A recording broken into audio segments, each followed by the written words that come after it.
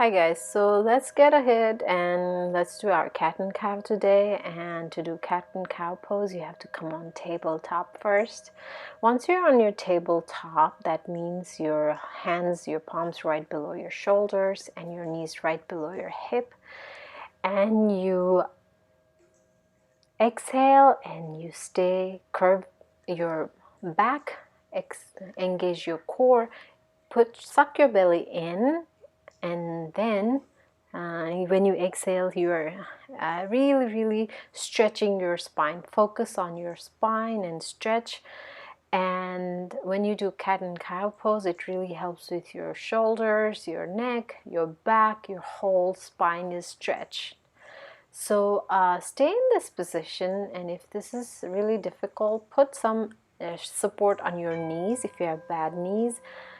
And let's go to cat pose. Inhale and really stretch and try to look up if you can.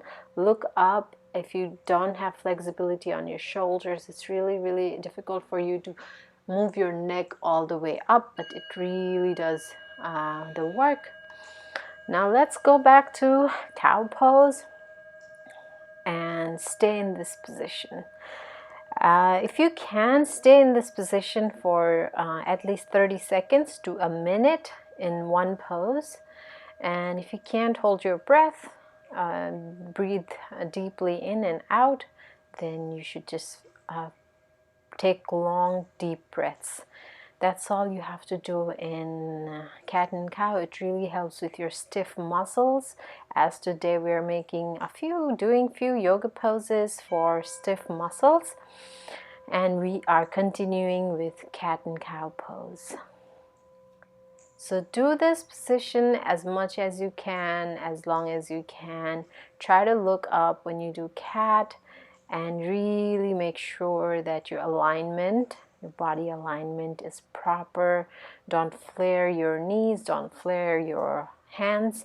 Just make sure you have that proper alignment. When you do yoga poses, alignment is also extremely important.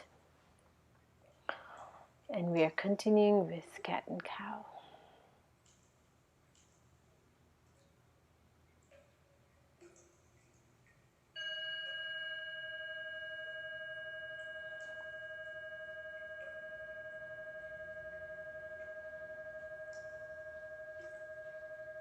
Meanwhile, do subscribe to my channel and like my video and leave a comment what you think about the video. So next movement we are doing is downward facing dog. Downward facing dog really stretches your whole body. It's a whole body thing. If you do not have shoulder strength, you might not be able to do downward facing dog. When you do downward facing dog, try to look at your navel.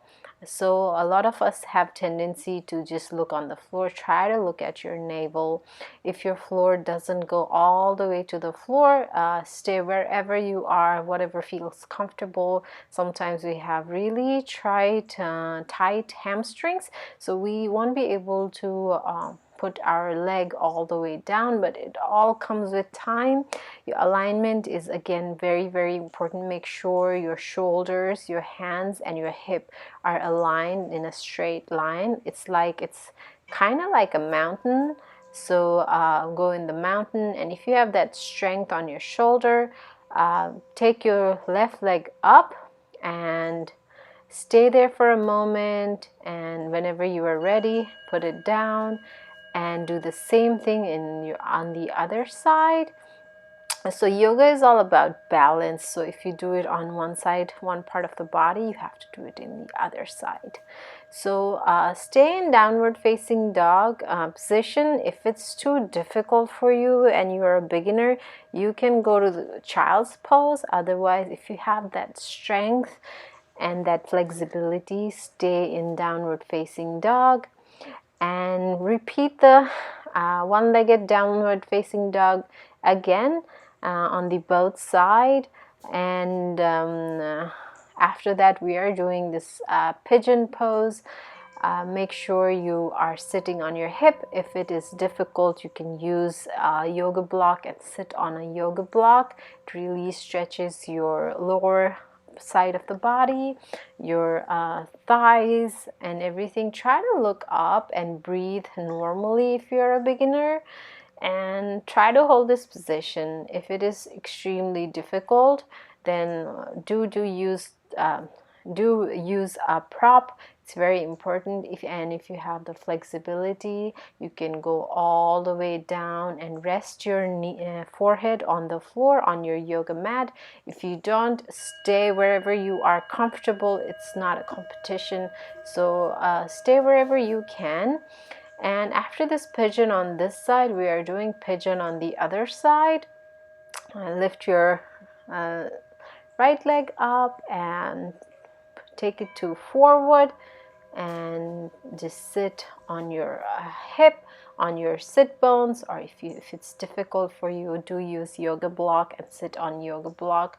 Try to look up as it stretches your neck. When you look up, it's really important. We are always slouching because we're always on our phones these days, so it's really important to look up and do that, give that neck a bit of massage. And whenever you are ready, go all the way down, just like how we did before.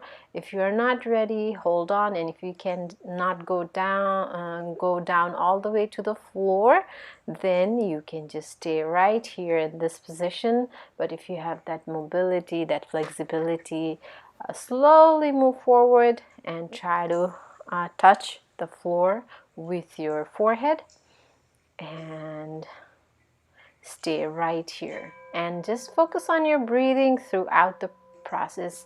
Each yoga pose, you have to really focus on your breath. Come back slowly to downward facing dog, and once you're in your downward facing dog, we are slowly going to relax.